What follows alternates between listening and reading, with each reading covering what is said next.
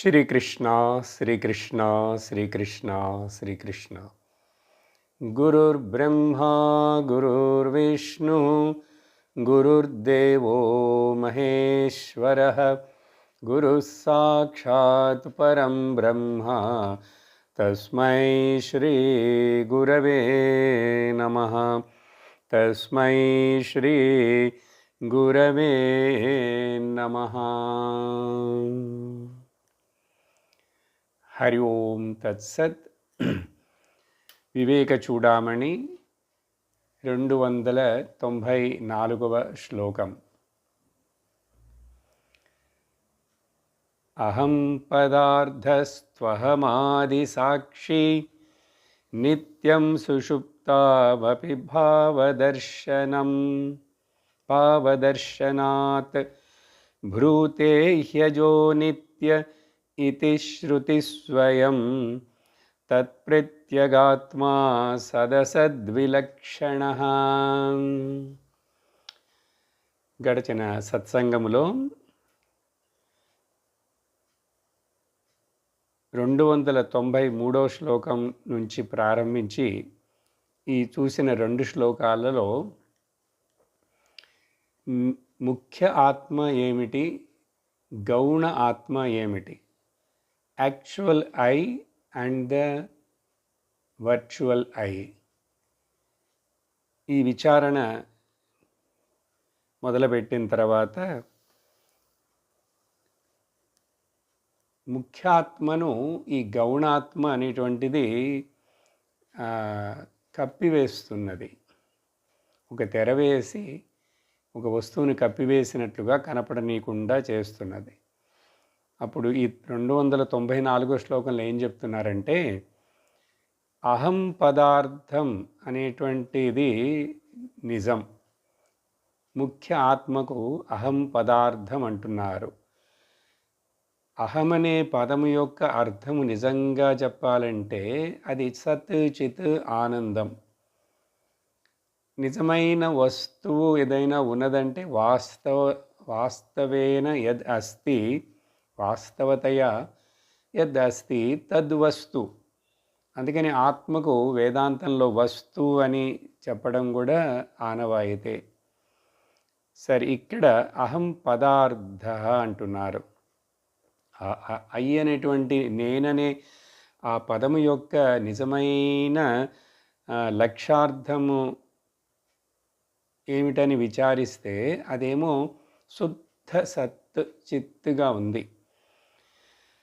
అదే ఈ యొక్క గౌణాత్మ అయినటువంటి సూడో ఆత్మ అయినటువంటి నకిలీ ఆత్మ అయినటువంటి అహంకారానికి కూడా అది సాక్షిగా ఉంది.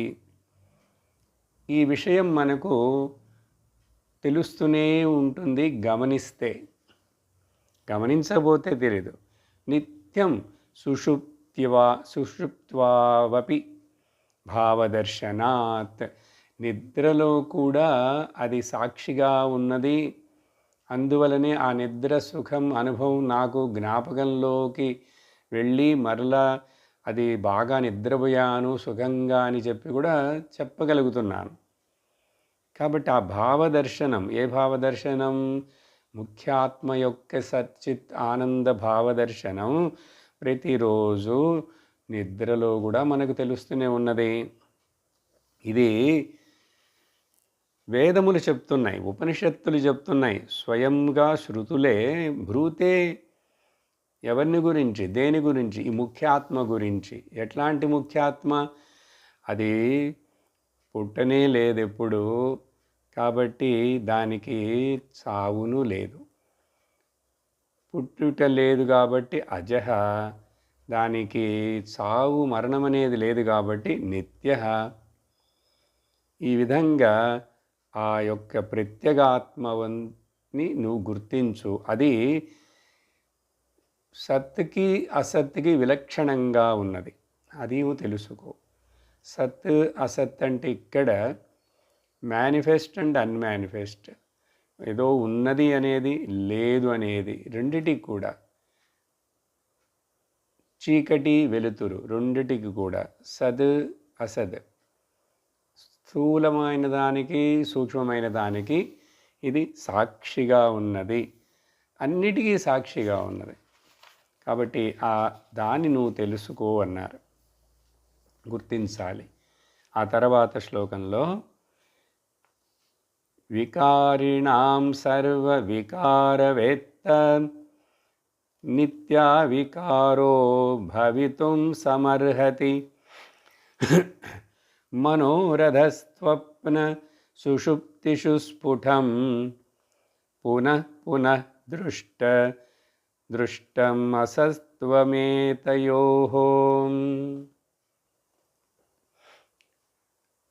ఎన్నో వికారాలు, మార్పులు, వికారం అంటే మార్పులు, చేంజెస్, అవన్నిటిని కూడా చూస్తున్నటువంటి అన్ని వికారాల యొక్క అబ్జర్వర్, గమనిస్తున్న సాక్షి ఎవరు?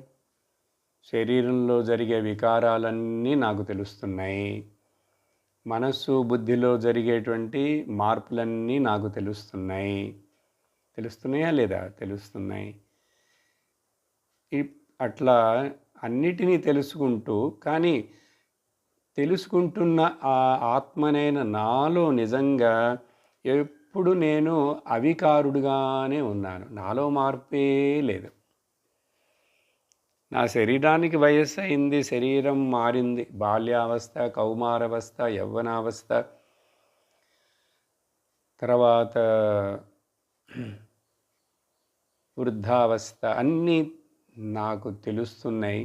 కానీ ఆ తెలుసుకుంటున్న నేను పెరగలేదు, తరగలేదు, ముసలివాణ్ణి అవ్వలేదు, ఏమీ అవ్వలేదు. కాబట్టి అవికారుడుగానే ఉన్నాను ఎప్పుడు. అది అవికారమైనటువంటిదే అని చెప్పి ముఖ్యాత్మైన నన్ను నేను ఈ విధంగా భవితుం సమర్హతి, ఇది కరెక్ట్. ఈ విధంగా అర్థం చేసుకోవటం, ఈ విధంగా గుర్తించటం, ఇది కరెక్ట్ అయిన విషయం. ఎలా? మెలకువలో ఏం జరుగుతున్నాయి అన్నీ నీకు తెలుసు, మంచి చెడులన్నీ కూడా. స్వప్నంలో ఏమేమి జరుగుతున్నాయి అవన్నీ నీకు తెలుసు, అక్కడ మంచి చెడులు ఉన్నాయి. సుషుప్తిలో ఏమి మంచి చెడు, ధర్మం అధర్మం, పుణ్యం పాపం లేదు, కానీ ఆనందంగా నేనున్నాను, అది నాకు తెలుసు. ఈ విధంగా ఆ మూడిటిని తెలుసుకోవాలంటే నేను వికారం లేనివాడినిగా ఉండాలి కదా. నేను మారిపోయి, నేనంటే సాక్షి, దానికి ముసలితనం వచ్చింది, అది లేదు, అట్లా అయిందంటే ఎలా తెలుస్తాయి ఇవన్నీ? సాక్షి కూడా నిద్రపోతే ఎలా తెలుస్తాయి? సాక్షి నిద్రపోదు, ఆత్మ నిద్రపోదు. నిద్ర అనేటువంటి మనస్సులో వస్తున్నటువంటి ఒక వృత్తి అది కూడా. కాబట్టి ఈ విధంగా ఇక్కడ ఏమన్నారు? మనోరథం అంటున్నారు. మనోరథం అంటే ఇక్కడ అర్థం మెలకువ, జాగ్రత్త అవస్థ అని అర్థం. లేక మనస్సులో వచ్చేటువంటి అనేక రకాలైనటువంటి ఆలోచనలు, చింతనలు, అవన్నీ కూడా కలలో జరుగుతున్నటువంటి రకరకాల దృశ్యాలు, సన్నివేశాలు, నిద్రలో ఏమీ చూడకపోయినా, ఏమి లేకపోయినా నేను నా స్వరూపంలో ఉన్నట్లు ఏదో ఒక ఆనందమును కలిగిస్తున్నదే, ఇది స్ఫుటంగా తెలుస్తున్నది, క్రిస్టల్ క్లియర్, దీంట్లో ఇంకా సందేహమే లేదు. ఇది ఈ విధంగా ఇది తెలుసుకొని మరొక పక్క మరల పునః దృష్టం, ఇటువైపేమో ముఖ్యాత్మ యొక్క తత్వాన్ని గుర్తించాలి, మరొక వైపేమో గౌణాత్మ తత్వం. ఏతయోహో అంటే ఈ పైన చెప్పిన ఈ మూడు, ఓకే, లేక ఈ రెండిటి యందు, వీటిని ఏ రెండిటి యందు? అసత్వం ఏతయోహో, ఈ రెండిటిలో ఏది అసత్తు అనేది తెలుసుకోవాలి. లేక ఏతయోహో అంటే ఈ మెలకువ, కల, నిద్ర, ఇవన్నీ అనుభవాలు అవి అసత్వం, అవి నిజము కాదు. మారుతూ ఉన్నాయి, వస్తున్నాయి, పోతున్నాయి. వచ్చేది పోయేది ఏది కూడా నిజం కాదుగా, సత్యం కాదు కదా అని చెప్పి నువ్వు తెలుసుకో అని ఇక్కడ పునః పునః దృష్టం, చూడాలి, గుర్తించాలి, అర్థం చేసుకోవాలి, ఈ విధంగా చెప్పారు. కాబట్టి నిత్య అజహ అయినటువంటి ఆ ఆత్మ, అందుకని భగవద్గీతలో 2వ అధ్యాయంలోనే భగవంతుడు ఈ ఆత్మతత్వాన్ని అర్జునుడికి బోధించేటప్పుడు నజాయతే మ్రియతే వా కదాచిత్, అది ఎన్నటికీ పుట్టలేదు, అది మరణించటం లేదు, అది ఏది అవ్వటం లేదు. నాయం భూత్వా భవితావాన భూయ, అది జరిగిపోయిన కాలం, నడుస్తున్న కాలం, రాబోయే కాలమే, అక్కడ కాలం యొక్క ఎఫెక్టే లేదు. ఇలా చెప్పిన తర్వాత ఇప్పుడు దేని గురించి మాట్లాడుతున్నారు? 2 రకాలైనటువంటి భావనలు, అహంభావనలు ఉన్నాయి. ఈ దీంట్లో ఏది శుద్ధమైన అహము, ఏది అబద్ధమైన అహము, అశుద్ధమైన అహమని గుర్తించాలి. తర్వాత 296వ శ్లోకంలో అతోభిమానం త్యజ మాంసపిండే పిండాభిమానాన్యపి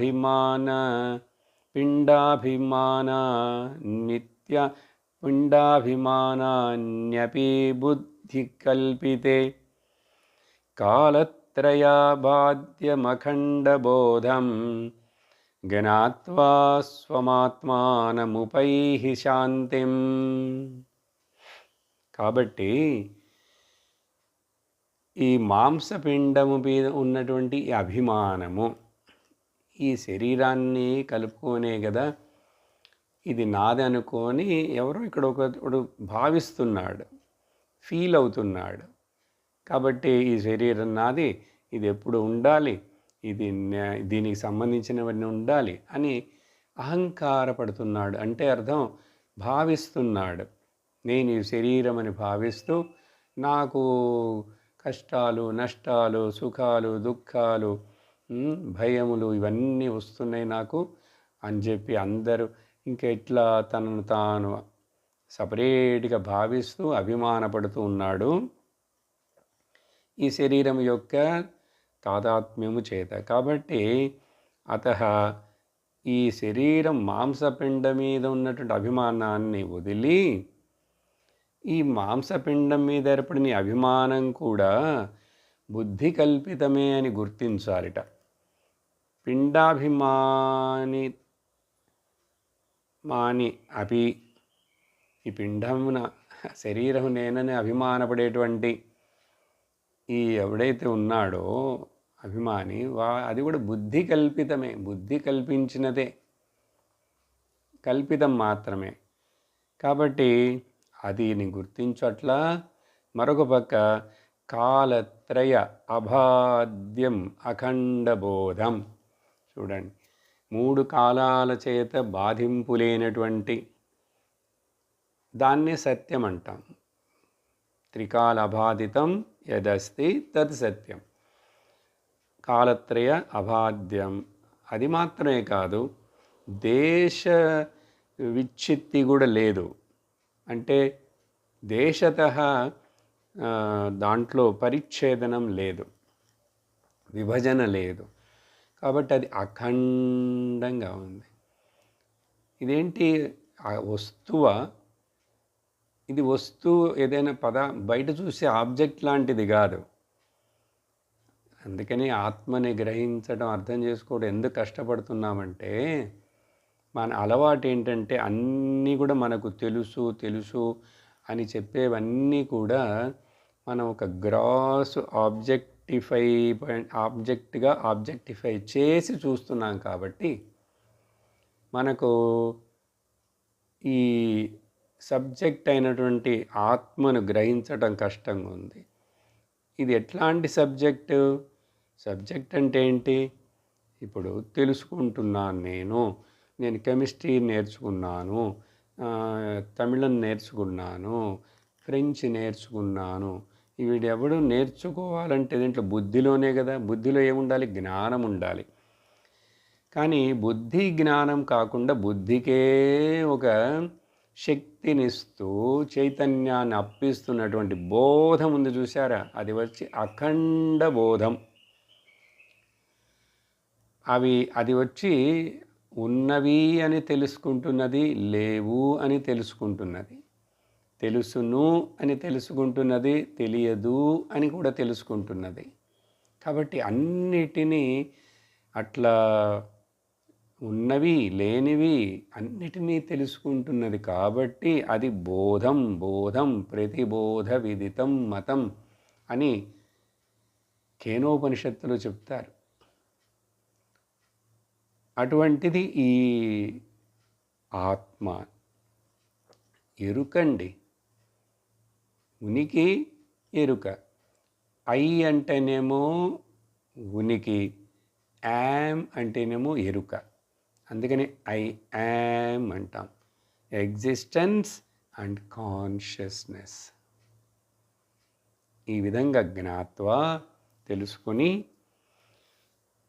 స్వం ఆత్మానం ఉపైహి, నీ నిజస్వరూపంలో నువ్వు నిలుచొని ఉండు, దాన్ని పొందు. నిలుచొని ఉండి అంటే ఇక్కడ ఏంటంటే గ్రహించు, క్లెయిమ్ చేయి. ఇది అర్థం చేసుకోవడం కాదు. అర్థం చేసుకోవడం అంటే మళ్ళీ అది బుద్ధి కింద వచ్చే ఒక థాట్ లాంటిది. ఇక్కడ థాట్ అవసరం లేదు, అర్థం చేసుకోవడం అక్కర్లేదు, క్లెయిమ్ చేయటమే. నేనే ఆ బోధం. అందుకని మనం ఎవరం కూడా నేనున్నానా అని నా గురించి నాకు సందేహమే రాదు. మిగిలిన దేని గురించి అయినా సందేహం వస్తుంది కదా. I never doubt about my existence. ఎందుకంటే దీంట్లో డౌట్ చేసేదే ఉంది. ఉన్నానుగా, నేను ఉన్నాను.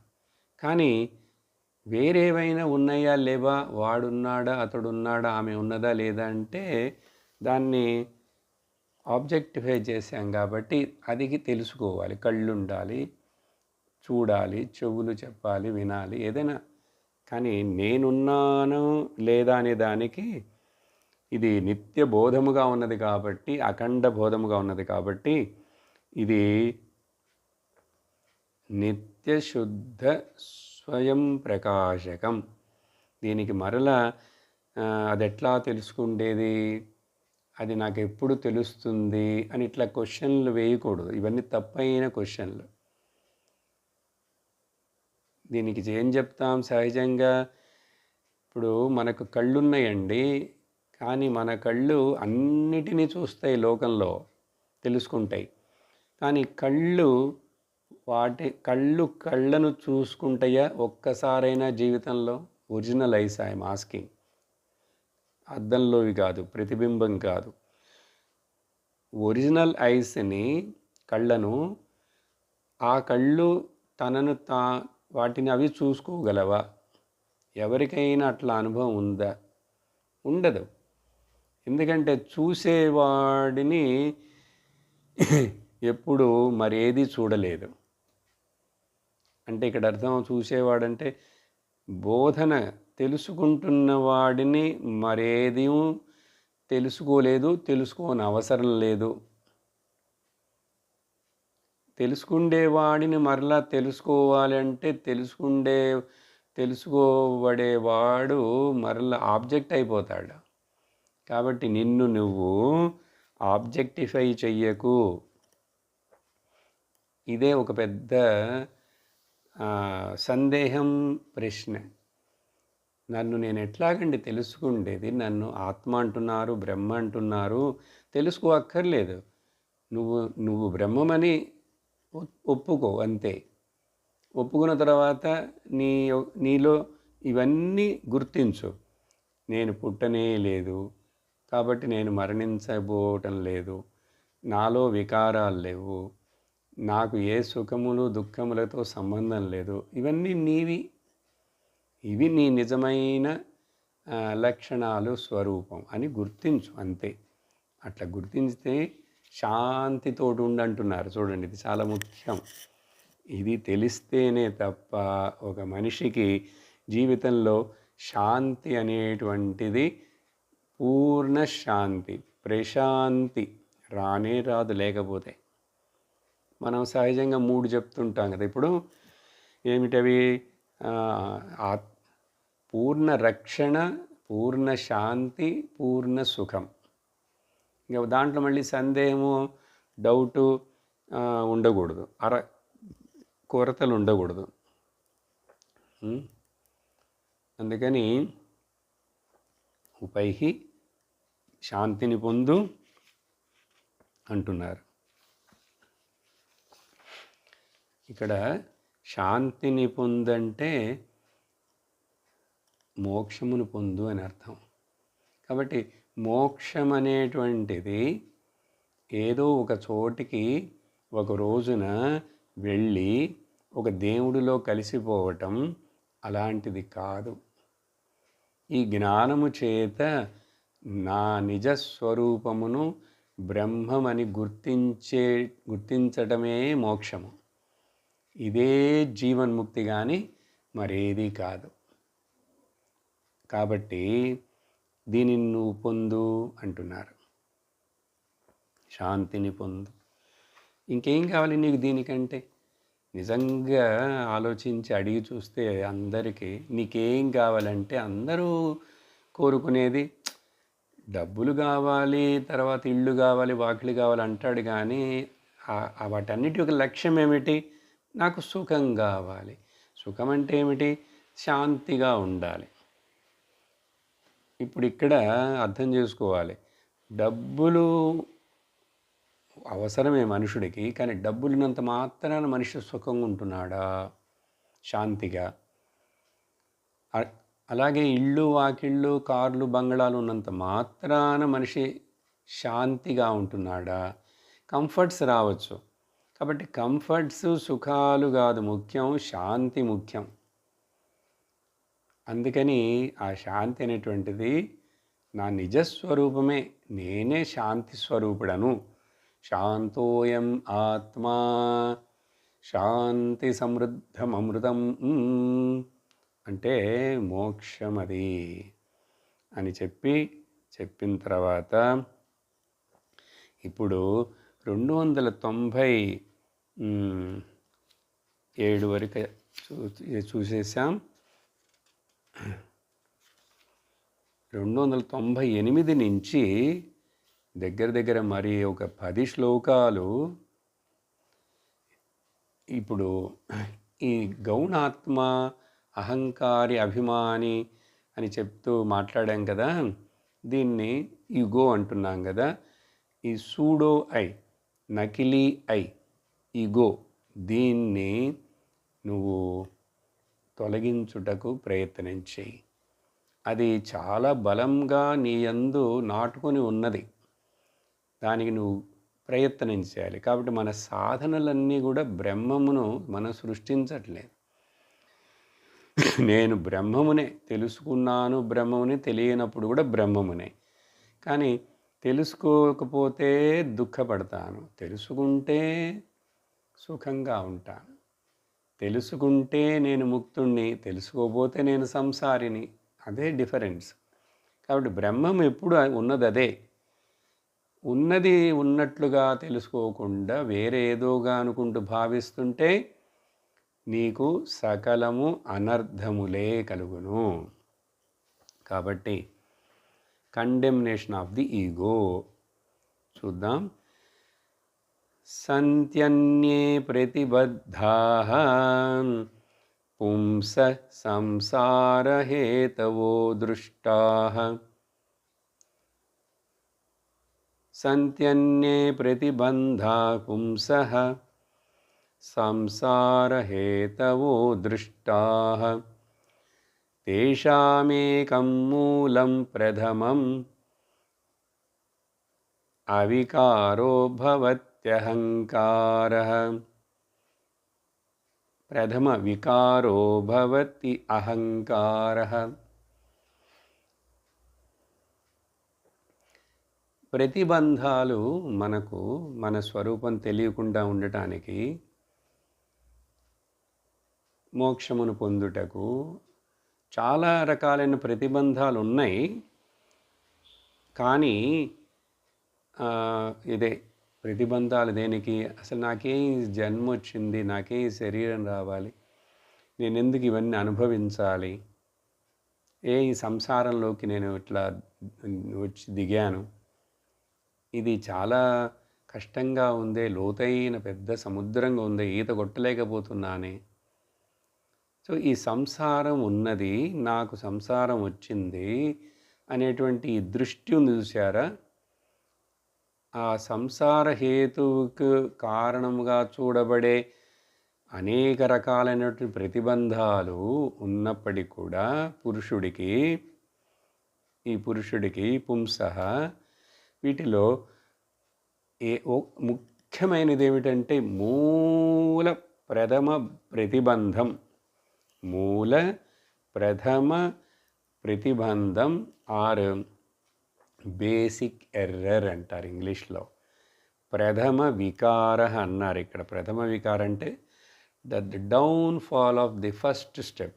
ఇప్పుడు మెట్ల మీద నిలబడున్నాడు పైన ఒకడు, 20వ మెట్టు మీద 15వ మెట్టు, అక్కడ ఒక్క మెట్టు జారి పడ్డాడంటే ఇంకా కిందకి డిగిడిగిని పడిపోతాడు.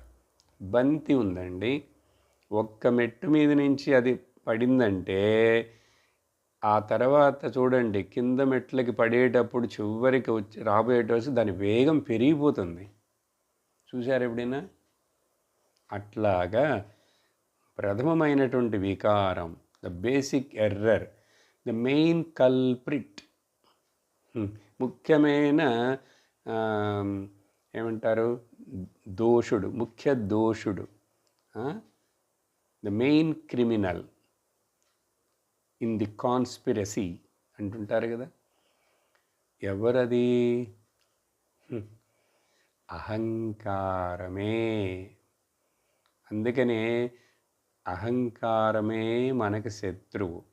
అహంకారమే దురహంకారాన్ని కలిగిస్తుంది, దురాగ్రహాన్ని కలిగిస్తుంది, అన్ని అనర్థాలకు, నా యొక్క కష్టాలకు, అజ్ఞానానికి అన్నిటికీ కారణం అహంకారం. అది ఫస్ట్. దాన్ని నువ్వు ఎట్లాగైనా సరే సంహరించాలి, తీసివేయాలి, తొలగించుకోవాలి. 299 యావత్ స్యాత్ స్వస్య సంబంధః అహంకారేణ దురాత్మనా తావన్న లేశమాత్రాపి ముక్తివార్తా విలక్షణా. చూడు, నీకెంతకాలం వరకైతే ఈ అహంకారంతో దురాత్ముడైనటువంటి దుర్మార్గమైనటువంటి దుర్మార్గుడు అంటే మళ్ళీ జెండర్ అంతా వస్తుంది. దురాత్ముడైనటువంటి ఈ అహంకారంతో నీకు ఎంతవరకు సంబంధం ఉండి నువ్వు అహంకారాన్ని పోషిస్తూ పెంచుకుంటూ ఉంటావో అంతవరకు నీకు ఇంకా అసలు ఆ ముక్తి అనే పదం కూడా నీకు దాని దగ్గరికి కూడా వెళ్ళలేవు. ముక్తి వార్తా విలక్షణ అపి లేశమాత్రాపి. ఇంకా నీకు అసలు ఆ ముక్తి అనేది ఉందా? ఒకటి ముక్తి కోసం ప్రయత్నించాలా? ఎందుకు అసలు ఇంక ఈ విషయాలు ఇవన్నీ నీకు లోపలికి రానే రావు. అందుకని అంటే ఏంటి అర్థం? మోస్ట్ మెటీరియలిస్టిక్గా ఉంటావు, అతి భౌతికవాదుడుగా జీవిస్తావు. జీవితంలో ఇంకా ఈ భౌతికమే ముఖ్యమైపోతుంది, లక్ష్యమవుతుంది. దానికోసం ఎంత తంటాలు పడి, కష్టాలు పడి, మోసాలు చేసి, అక్రమాలు చేసి, అధర్మాలు చేసి అయినా సరే నా సుఖాలు, నా ఇంద్రియ భోగాలు, నా కంఫర్ట్సు, నా పేరు, నా ప్రతిష్టలు, ఇట్లా ఉన్నవాడికి ఎక్కడండి వేదాంతం, వివేక చూడామణి, దేవుడు, ఈశ్వరుడు, భక్తి ఇవైనా వస్తాయా? సరే, చాలామందికి భక్తి ఉన్నవాళ్ళు ఉన్నప్పటికీ కూడా వాళ్ళకి ఈ మోక్ష మార్గంలోకి రావడానికి, జ్ఞాన మార్గంలో రావడానికి భక్తి పేరు చెప్పి నేను భక్తుడను, నేను గొప్ప భక్తుడనే, అది కూడా ఒక అహంకారమే. ఆ అహంకారం ఉండబట్టే దేవుడి దగ్గరికి వెళ్ళినా కూడా చేతులు కట్టుకొని నమస్కారం చేస్తాం, కానీ లోపల అహంకారమే.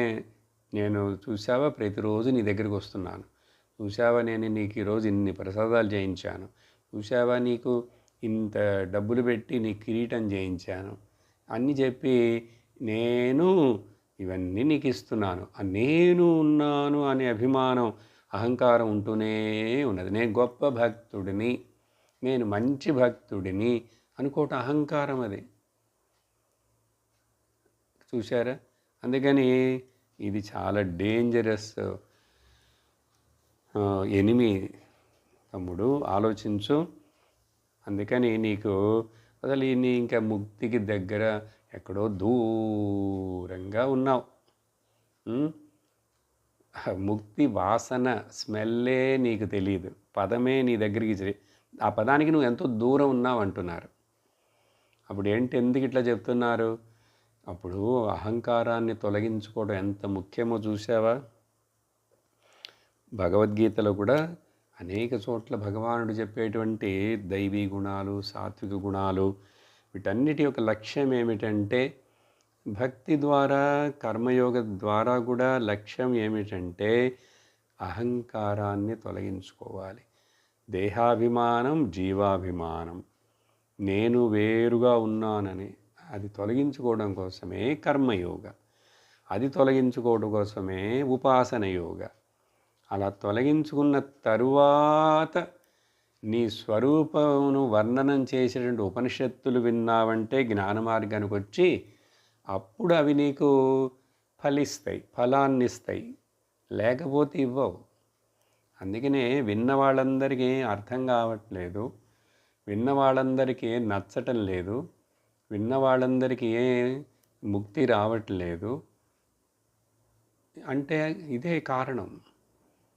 ఇంత సింపుల్గా ఇట్లా చెప్తుంటే నువ్వేం చెయ్యక్కర్లేదు బాబు, ఊరికినే విను, బాగా విను, అర్థం చేసుకో, శ్రద్ధగా విని, అంతే, ఇంకేం చెయ్యొద్దు. నిన్ను అది చెయ్యి, ఇది చెయ్యి, కష్టపడు, ఆ కొండెక్కు, ఈ కొండ దిగు, గుండు కొట్టించుకో, లేక ఇవన్నీ చెప్పట్లేదు, యజ్ఞ యాగం ఏమి చెప్పట్లేదు. అహంకారాన్ని త్యాగం చేయి. ఇంకా నిజంగా చెప్పాలంటే అన్నిట్లో ఏకాహుతి అంటే ఎన్నో ఆహుతి ఇస్తుంటాం. దాంట్లో అగ్నిహోత్రంలో చూడండి ఎన్నెన్నో వస్తువులు, చివరికి బంగారం కూడా వేస్తాం, పట్టు చీరలు కూడా వేస్తాం పూర్ణాహుతిలో. కానీ అవన్నిటి యొక్క అర్థం ఏమిటంటే, ఇవన్నీ నువ్వు ఎందుకు వేస్తున్నావు, ఏ దేవుడి పేరు చెప్పి నీకు ఇవన్నీ ఇస్తున్నాను కాబట్టి నాకు నువ్వు అవన్నీ ఇవ్వు. ఏవన్నీ?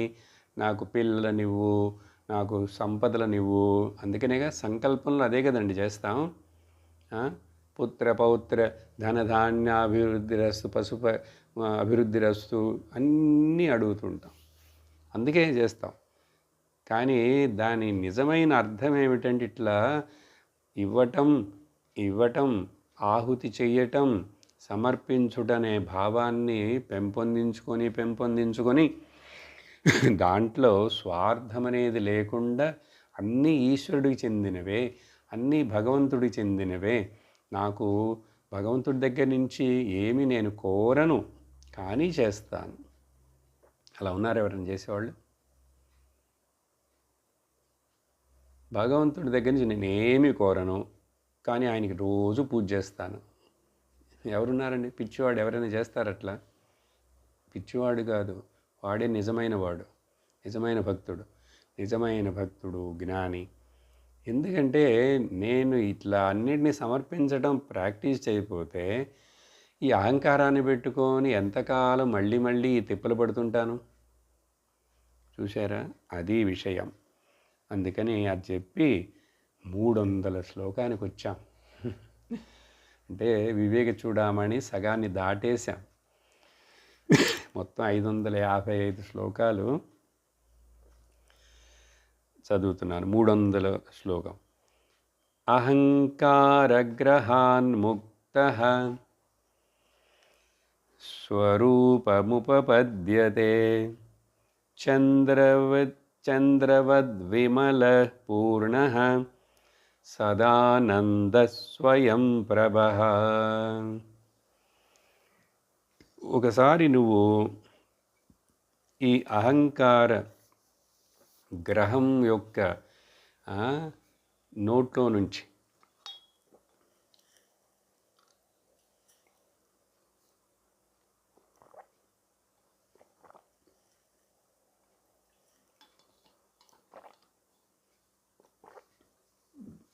అహంకార గ్రహం నుండి నువ్వు విముక్తుడివైనావంటే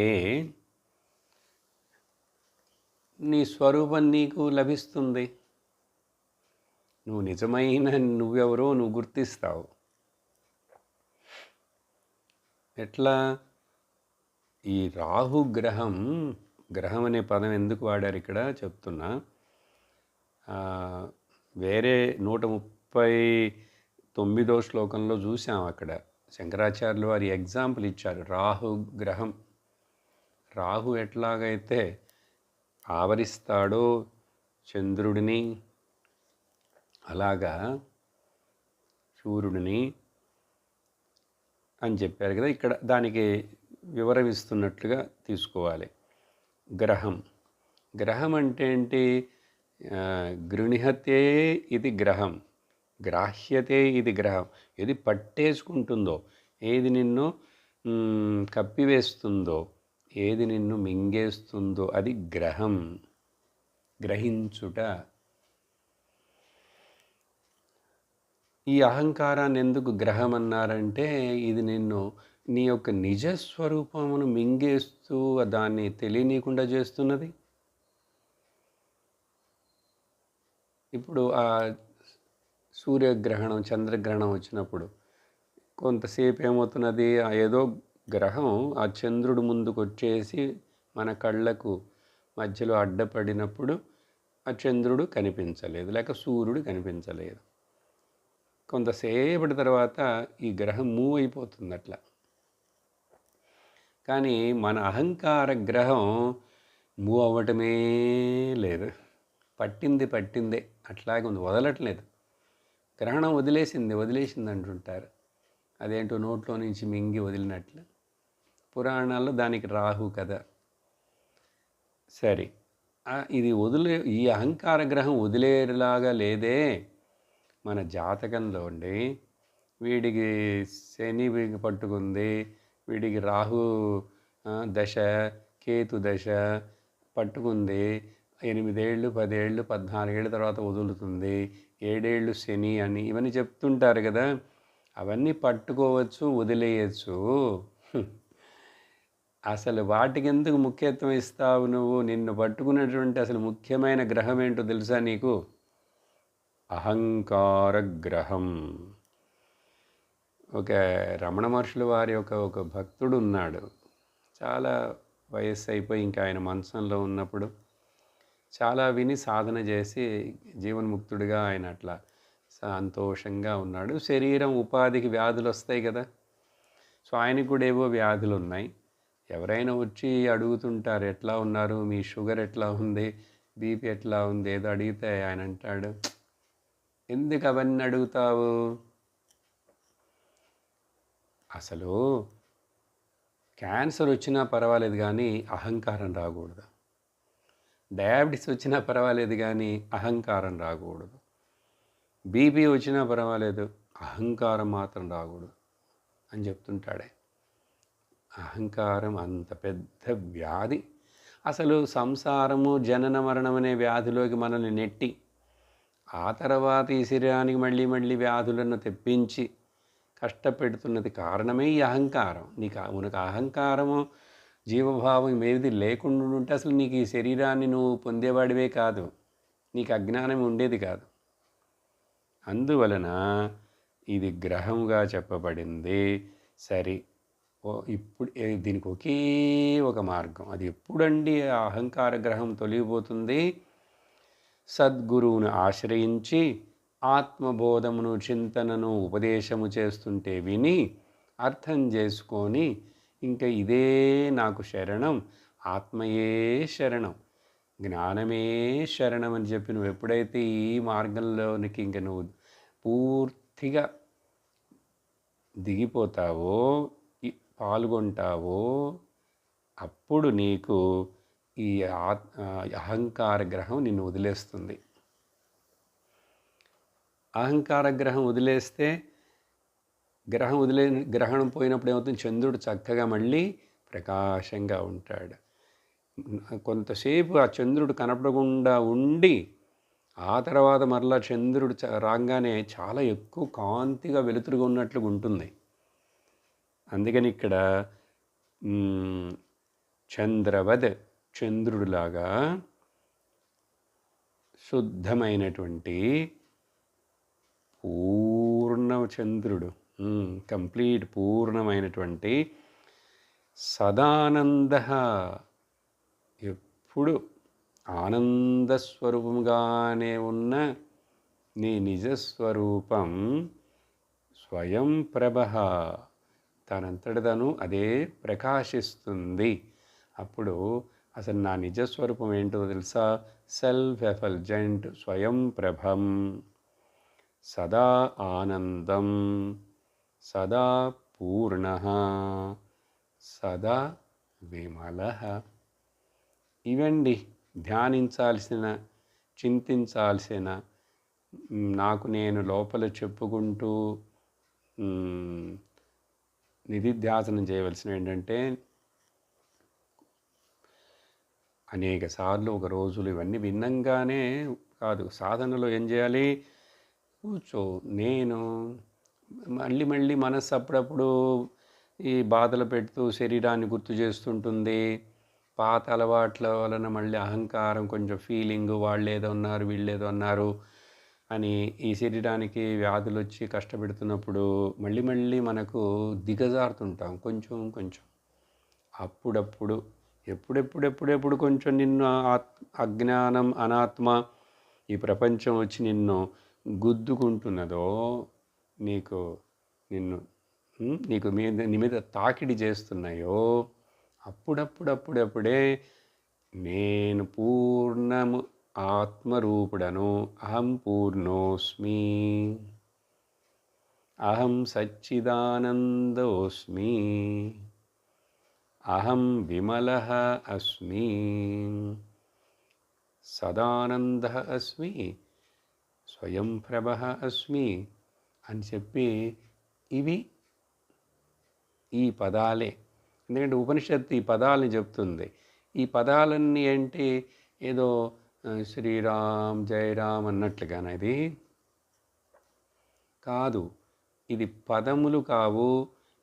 పదము, అర్థము అన్నీ ఒకటే, నువ్వే. అది నీకు తెలియజేస్తున్నాయి. అందుకని ఆ పదాలు వేరే దేనినో తెలియజేయట్లేదు. Generally words indicate something. ఇక్కడ ద సంథింగ్ ఈజ్ ఈ నేనే. దేన్ని రివీల్ చేస్తున్న ఈ పదాలు స్వయం ప్రభ. It is not executive. సహజంగా ఇప్పుడు ఈ సెల్ ఫోన్ కవర్ బ్రౌన్గా ఉన్నది అంటే అది ఒక ఎగ్జెక్టివ్, విశేషణం. ఈ క్లిప్పు పచ్చగా ఉన్నది అంటే అది విశేషణం. అట్లాగా ఆత్మకు ఒక విశేషణం ఇస్తున్నాం. అది దాని సహజ స్వరూపం. దాని సహజ స్వరూపం. క్లిప్పు ఈ రంగు కాకపోతే మరొక రంగు ఉంటుంది. దీనికి కూడా రంగు మార్చచ్చు. అట్లా కాదు ఈ ఆత్మ విషయం చెప్పేటప్పుడు. ఇదిలో చేర్చేందుకు ఏమి లేవు, తీసేసేందుకు ఏమి లేవు. Nothing can be added, nothing can be deleted. అటువంటి శుద్ధాత్మను తెలుసుకో. మరొక పక్కన అహంకారాన్ని బలహీనపరుస్తూ ఉండు. 301వ శ్లోకంలో యోవా పురే సోహమితి ప్రతీతః బుద్ధ్యా ప్రక్లుప్త స్తమసాతిమూఢదయా తస్యైవ నిశ్శేషతయా వినాశే బ్రహ్మాత్మభావ ప్రతిబంధశూన్యః.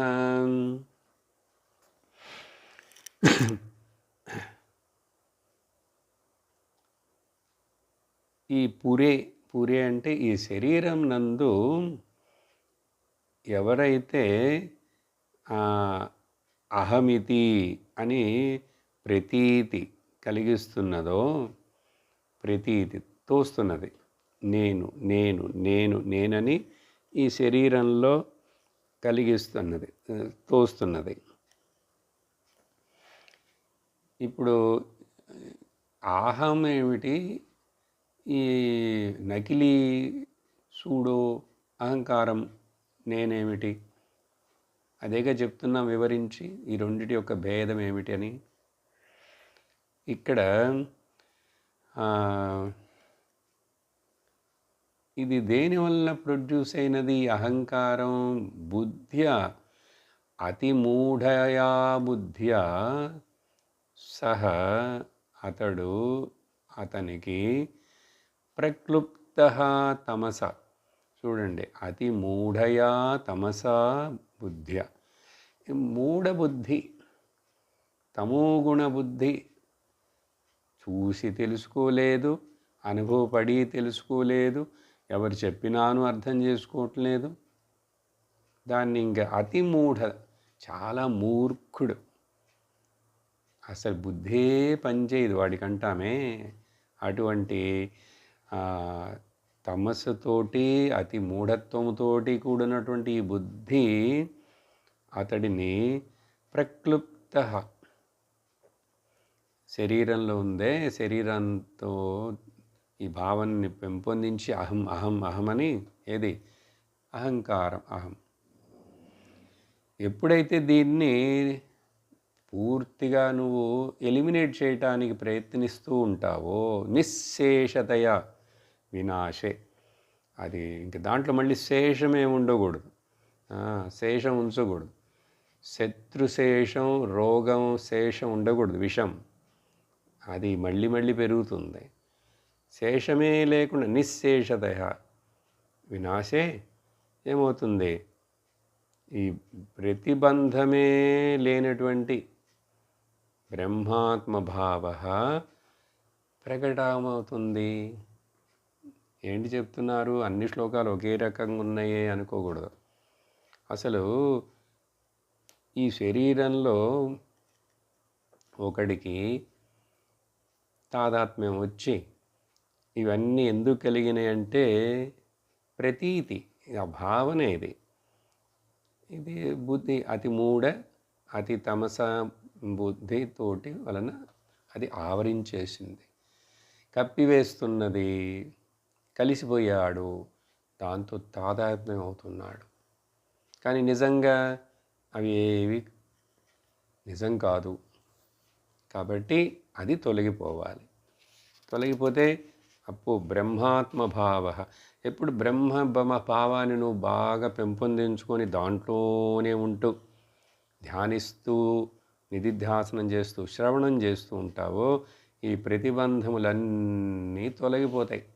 సో ప్రతిబంధ శూన్యమైనప్పుడు మాత్రమే, ప్రతిబంధం ఏంటి మొదటి నుంచి చెప్తున్నారు ఇప్పుడు, ముఖ్య వికారం ప్రతిబంధం అహంకారం. ఆ తరువాత ఈ అహంకారాన్ని ఒక బలమైన పెద్ద విషమైన పాముతోటి కంపేర్ చేస్తూ ఉదాహరణ ఇస్తూ చెప్తున్నారు 302లో.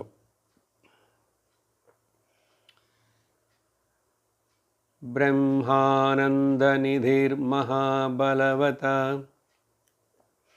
అహంకార ఘోరాహిన సంవేష్ట్యాత్మని రక్ష్యతే గుణమయైః చండైస్త్రిభిర్మస్తకైః విజ్ఞానాఖ్యమహాసిన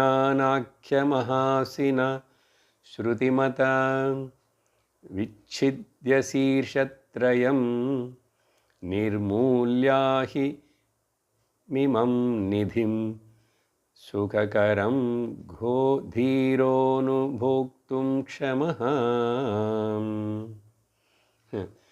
శంకరాచార్యులు వారి పొయిటికల్ పద్య రూపంలో కవిత్వంతోటి కూడిన వేదాంత ఉపదేశాలు. ఈ బ్రహ్మానందం నా నిజస్వరూపం, అది ఒక పెద్ద నా యొక్క ఆస్తి, అది నా యొక్క ట్రెషర్, నా సంపద. అది అట్లాంటి బ్రహ్మానందం అనేటువంటి నా సంపదను ఏమైంది? మనకి ఎక్కడ చిన్న ఆనందమే లేదు, ఇంక బ్రహ్మానందం ఎక్కడండి? అది తెలియట్లేదు. అది నీకు ఈ ఆస్తి నీకు చెందకుండా అవుతున్నది. చూడండి, చాలామందికి ఆస్తులు ఉంటాయి, కానీ అది వాళ్ళు అనుభవించలేరు, అది వాళ్ళకి చెందదు. దాంట్లో లిటిగేషను, కోర్టులు, కేసు అని. అట్లాగా బలమైనటువంటి అహంకారం అనే పేరు కలిగినటువంటి 3 తలలున్నటువంటి 3 గుణములు కలిగి 3 తలలు లాంటి 3 గుణములు కలిగి ఉన్నటువంటి ఈ అహంకారం అనే పెద్ద పాము, అహిన పాము చేత ఇది ఈ ధనాగారము, ఈ కోశాగారము, బ్రహ్మానందం అనే ట్రెషర్ గట్టిగా కప్పివేసేసి ఎవరిని దగ్గరికి రానికుండా తానేదో రక్షిస్తున్నట్లుగా ఇక్కడ రాస్తున్నారు, రక్షతే. కానీ ఎందుకు? దాన్ని నిజంగా అనుభవించడానికి కాదు. నేను అనుభవించను, ఎవరికి ఇవ్వను. కొంతమంది గుణం అట్లా ఉంటుంది కదా, వాళ్ళు తినరు, ఎవరికి పెట్టరు, చివరిదాకా అంతే. ఇంకా అందుకని ఇంకా వాడి గతి ఏంటి చూడండి. అలాగ ఇది ఏదో రక్షిస్తున్నట్లుగా 3 గుణములనే 3 తలలు, సత్వ రజస్తమో గుణములనే తలలతోటి కూడి ఉన్నటువంటి అహంకారం అనే పెద్ద పాము, ఆ బ్రహ్మానందం అనేటువంటిది. చిన్న వయసులో ఇప్పుడు అట్లాంటి సినిమాలు రావట్లేదు. జానపద సినిమాలు వచ్చేవి ఆ రోజుల్లో. ఏంటేంటో ఆ సినిమాల్లో వాడు ఎక్కడో ఒక చోట సముద్రంలో మధ్యలో లోపల ఒక కొండ ఉంది, ఆ కొండ లోపల గుహ ఉంది, ఆ గుహ లోపల అనేక ద్వారాలు ఉన్నాయి. అక్కడ లోపల వెళితే ఒక చిన్న నీళ్ల గుంట, ఆ నీళ్ల గుంట మధ్యలో ఒక రాయి మీద ఆ మణి ఉంది. ఆ మణిని ఎవరు తీసుకెళ్ళకూడదని చెప్పి ఒక పెద్ద పాము బుసలు కొడుతూ ఎప్పుడు కాపలా కాస్తుంటుంది అని చెప్పి, ఎవడైతే ఇవన్నిటిని ఛేదించి లోపలికి వెళ్ళి ఆ పామును కూడా చంపి, అక్కడ చాలా మాయలు విద్యలు అన్నీ ఉంటుంటాయి, అవన్నిటిని ఛేదించి వస్తాడు వాడు అసాధ్యుడు అని సినిమా తీస్తాడు. అది తీసుకొచ్చి ఇక్కడ ఏదో తన ప్రేమికురాలుకో రాణికో ఇస్తాడు. అది పెద్ద హీరో చేసిన పనిగా. చాలా బాగుండేవి ఆ రోజుల్లో అట్లాంటి సినిమాలు కూడా కొంచెం. ఎందుకంటే నెక్స్ట్ ఏమవుతుందని సస్పెన్స్గా ఉంటాం. ఎంతో కష్టపడి సంపాదించి తెస్తాడు. సినిమా మొత్తం 15 రీళ్ళు వీడి పోరాటంతో అయిపోతుంది. సరే, ఉదాహరణ అట్లాగా. కానీ ఇక్కడ నిజంగా ఇది అలా ఈ అహంకారం చేస్తున్నటువంటి పని. మరి ఇప్పుడు దీన్ని ఎట్లాగండి తొలగించేది? నేను ఎట్లా వచ్చి అసాధ్యుడినవుతాను, సాధించలేని దాన్ని సాధించగలను. ఎట్లాగంటే నువ్వు ఏం చేయాలో తెలుసా? విజ్ఞానం అనే కత్తి తీసుకో. ఆ కత్తి ఎవరిస్తారు నీకు? శృతి, వేదమాత ఇస్తుంది. వేదమాత ఎవరి ద్వారా ఇస్తుంది నీకు? గురువుగారి ద్వారా ఇస్తుంది. సో గురువుగారి ద్వారా వేదమాత చేయబడిన విజ్ఞానం అనేటువంటి పెద్ద గొప్ప కత్తి, మహా అసిన, అది తీసుకొని నువ్వు విజ్ఞానం, ఈ 3 తలలు ఉన్నటువంటి పాముని కంప్లీట్గా ఆ కత్తితోటి కట్ చేసేసేయి. కట్ చేస్తే అప్పుడు నీకు ఆ బ్రహ్మానందం అనే నిధి, సుఖకరమైనటువంటి ఆ నిధి నీకు లభిస్తుంది. కానీ ఇది ఎవరు చేయగలరు? గురువుని ఆశ్రయించాలి. ధీరుడు అంటున్నారు ఇక్కడ, చూసారా? అసాధ్యుడు అంటే ధీరుడు, ఆ సమర్థుడు, క్షమ ఉన్నవాడు. క్షమః ధీరః అనుభోక్తుం. ఎవరు దీనికి అర్హుడు, సాధ్యుడు అంటే ఆ ధీరుడైనటువంటి వాడు. అంటే లోక విషయాలను, ప్రపంచ విషయాలను అన్నిటిని త్యాగం చేయగలిగినటువంటి శక్తి కలిగినవాడు, వైరాగ్యం ఉన్నవాడు, మోక్షము మీద ఇచ్ఛ ఉన్నవాడు, గురువుకి శరణాగతి పొంది భక్తి శ్రద్ధలు కలిగి ఉన్నవాడు. ఈ క్వాలిఫికేషన్స్ అన్న ఉంటే వాడిని ధీరుడంటాం, వాడిని సమర్థుడంటాం. వాడే ఈ బ్రహ్మానందం అనేటువంటి ధనాన్ని తాను అనుభవించుటకు అర్హుడవుతాడు. చక్కటి వర్ణనం 303వ శ్లోకంలో యావద్వాయత్కించిద్విషయ విష దోషస్ఫూర్తిరస్తి చేదేహ యావద్వాయత్కించిద్విషదోషస్ఫూర్తిః అస్తి చేద్ దేహే కథమారోగ్యాయ భవేత్ తద్వద్ అహంతాపి యోగినో ముక్తైః. ఇది రోజుగా చదివితేనే ఈజీగా ఉంటుంది. యావద్వా యత్కించిద్ విషదోషస్ఫూర్తిః అస్తి చేద్ దేహే కథం ఆరోగ్యాయ భవేత్ తద్వత్ అహంతాపి యోగినో ముక్తైః.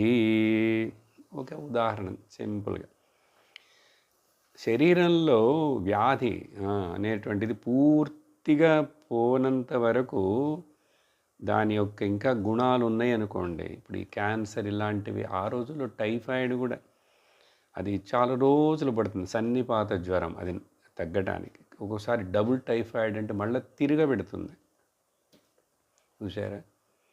అట్లా ఏదైనా ఎంతకాలం వరకు అయితే కొంచెమో చిన్నదో లేశమైనను అది కించిత్ విషదోషం లోపలుంటే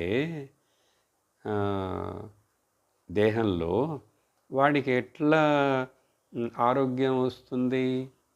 ఆరోగ్యవంతుడని చెప్పగలమా? చెప్పలేము. ఎప్పుడైతే ఆ విషయం యొక్క అన్ని ట్రేస్లన్నీ పోతే కంప్లీట్గా పోవాలి. ఇప్పుడు ఉదాహరణకి ఫుడ్ పాయిజన్ అవుతుంది, చూసారా? అది టక్కనే అవుతుంది ఫుడ్ పాయిజనింగ్, కానీ అది శరీరంలోంచి అంతా బయటికి పోవటానికి కొన్ని గంటలు, కొన్ని రోజులు పడుతుంది.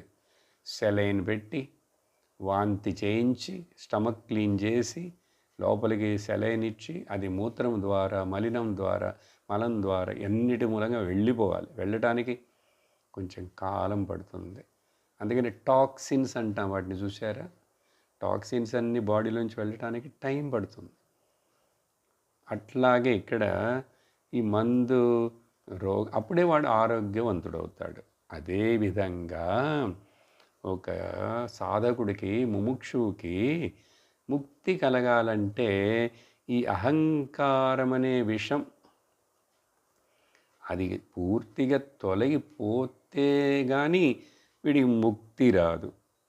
అది ఉన్నంత వరకు కొంచెం ఉన్నాను సరే, ఏ మూలనున్నాను సరే, అది దాని ఏ రూపంలో అహంకారం ఉన్నాను సరే, అది బాధిస్తుంది.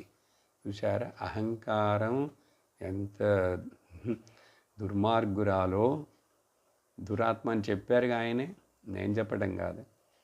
అందుకని భగవంతుడి గీతలో కూడా అహంకార విమూఢాత్మ, ఈ అహంకారం ఉన్న విమూఢాత్ముడు అన్ని నేను చేస్తున్నాను, నేను సాధిస్తున్నాను, నేను ఇస్తున్నాను, నేను చెప్తున్నాను, అన్నిటికీ నేనని చెప్పి వాడి కాలర్ ఎగరేసుకుంటుంటాడు అంటారు, మీసాలు తిప్పుకుంటుంటాడు అంటారు కదా, జబ్బలు కొట్టుకుంటుంటాడు.